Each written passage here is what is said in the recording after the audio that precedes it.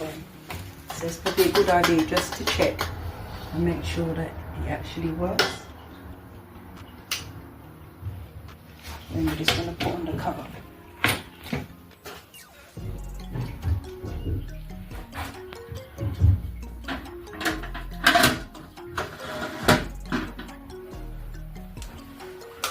There you go.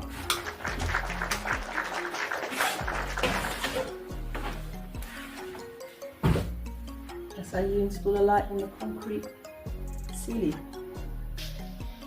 Okay, thank you for watching. As you can see, we've made another custom